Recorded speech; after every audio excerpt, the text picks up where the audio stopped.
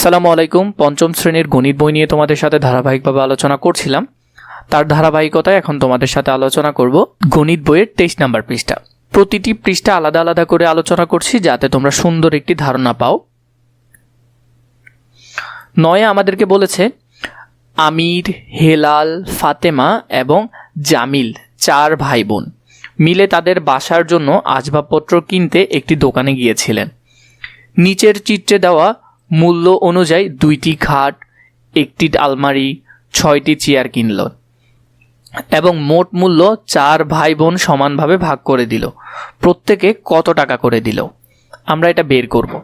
তাহলে আমাদেরকে যেটা আগে করতে হবে সেটা দেখো, মূল্য অনুযায়ী 2টা আগে খাট কিনলেন। আগে কত? 2টা খাট।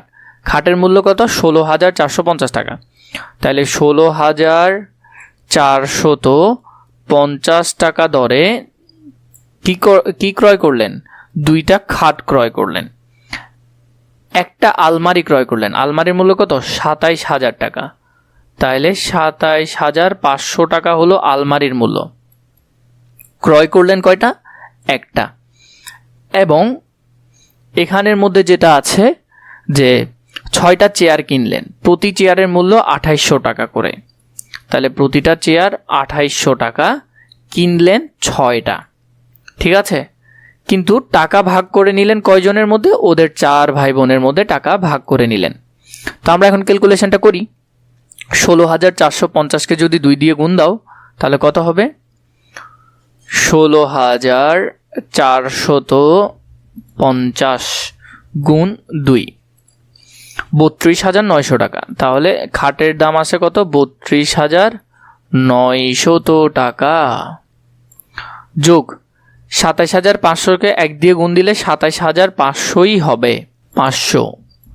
এরপরে যদি দেখো 2800 টাকাকে যদি 6 দিয়ে গুণ দাও, 2800 গুণ 6, 16,800 টাকা। তাহলে এখানে হলো 16,800 টাকা 4 জনের মধ্যে ভাগ করে নিবে। তো ওদের খরচ কত আসলো আগে সেটা মোট বের করি। আমরা যোগ করলে কত হবে? 32,900 যোগ 27,500 যোগ 16,800, মোট কত? 77,200 টাকা। 7,7,2,0,0 4 জনের মধ্যে ভাগ করব। তো ভাগ 4 ভাই বোনের মধ্যে ভাগ করে দিচ্ছি। 19,300 টাকা। 19,300 টাকা প্রত্যেকে দিলে কত? 19,300 টাকা। আশা করি এটা বুঝেছো কিভাবে করবে। 10 নম্বরটা আমরা যদি সমাধান করি, আয়েশা এবং আমেনা একত্রে 12,756 টাকা আছে। 10 নম্বরটা সমাধান করলে আয়েশা এবং আমেনার একত্রে 12,756 টাকা আছে একত্রে, তার মানে তাদের 2 জনের একত্রে আছে এই টাকা। আমেনার চেয়ে আয়েশার 1,120 টাকা বেশি আছে। তাহলে আমেনার থেকে আয়েশার বেশি আছে, তার মানে বেশি হবে নিশ্চয় আয়েশার। কত টাকা বেশি আছে? 1,120 টাকা বেশি আছে। আয়েশা এবং আমেনার প্রত্যেকের কত টাকা আছে আলাদা আলাদা বের করব। আমেনার কাছে আছে 12,756 থেকে আমরা 1,120 টাকা কি করে নিব? বাদ দিয়ে দিব, কারণ এটা ওর বেশি আছে, এটা বাদ দেওয়ার পর আমাদের যে টাকাটা আসবে সেটাকে আমরা কত দিয়ে ভাগ করব? 2 দিয়ে, কারণ বাদ দেওয়ার পর তাদের 2 জনের সমান সমান টাকা থাকবে। এই অংশটা যদি আমরা করি, প্রথমে 12,756 বিয়োগ ওর বেশি থাকার টাকাটা আমরা বাদ দিয়ে দিব। বাদ দিলে এই যে 11,636 টাকা, এটা দোনোজনের আছে, শুধু একজনের না, দোনোজনের। তাহলে এটাকে যদি 2 দিয়ে ভাগ করি তাহলে দোনোজনের সমান সমান টাকা পাওয়া যাবে, 5,818 টাকা। তাহলে কত আসলো? 5,818 টাকা। এটা দোনোজনের সমান সমান।